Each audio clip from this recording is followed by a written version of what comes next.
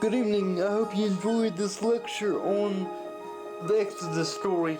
Title: The Exodus Journey, a lecture on faith, history, and deliverance. Logan Alexander Ritter, Father Ritter's Ministry Community Bible Studies. Author's note: as a devoted student of the Bible and a teacher of its timeless lessons, I immerse myself in the sacred texts, sharing insights and revelations with those eager to learn. Beyond my biblical pursuits, I delve into the depths of ancient history, seeking connections and understanding of our past. For further exploration, I recommend 2 enlightening videos: an overview of the Exodus story by the Bible Project and a lecture on the Black Death, focusing on its impact on the church and Christian society by Dorsey Armstrong.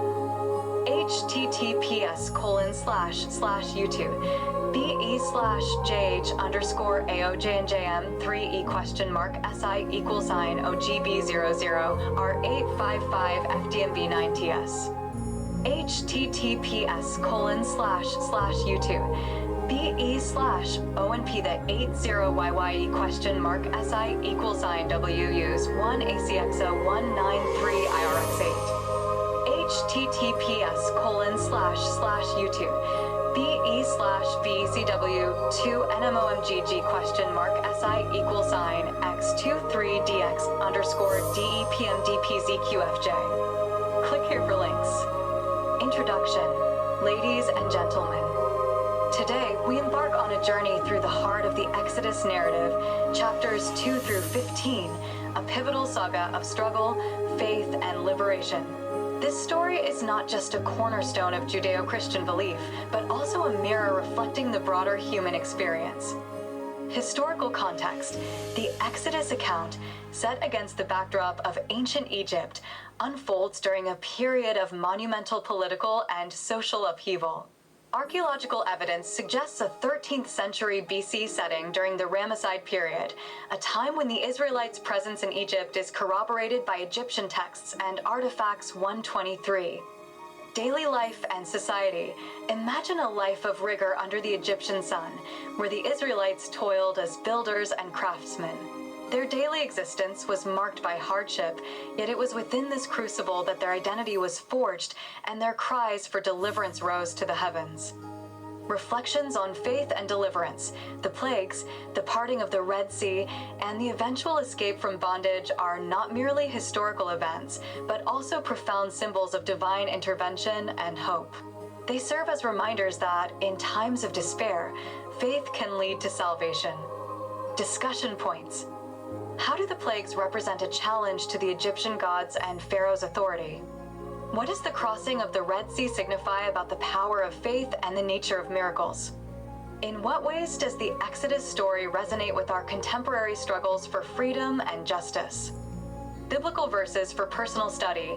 I encourage you to reflect on selected verses from the King James Version, KJV, and the New International Version, NIV, of the Bible, which capture the essence of the Exodus chapters 2 through 15. These passages will serve as a spiritual compass for our discussion 4, 5, 6, 7, 8. Conclusion.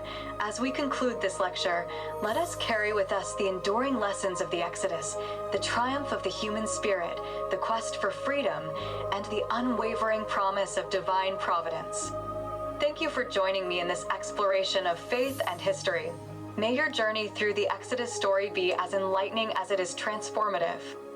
Note: for a comprehensive understanding, please refer to the recommended videos on the Exodus overview by the Bible Project and the lecture on the Black Death by Dorsey Armstrong, with a focus on the ecclesiastical and societal transformations during the plague.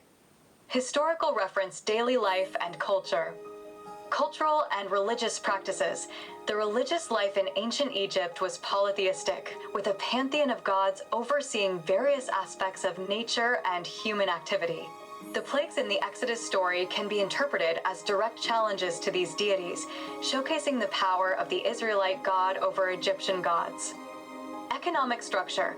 The economy of ancient Egypt was largely based on agriculture, supplemented by trade and commerce. The Nile River's annual flooding provided fertile soil for crops. The Israelites, during their enslavement, would have contributed significantly to this economy through their forced labor. Art and architecture. Egypt is renowned for its monumental architecture, such as the pyramids and temples, which were often built by slave labor, including the Israelites. These structures were not only tombs or places of worship, but also symbols of the pharaoh's divine authority and power. Social hierarchy.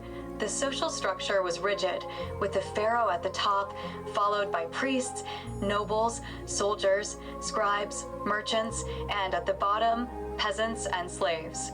The Israelites' position at the lower end of this hierarchy would have significantly influenced their desire for freedom. Reflections on leadership and governance. Moses' leadership presents a stark contrast to the autocratic rule of the pharaoh.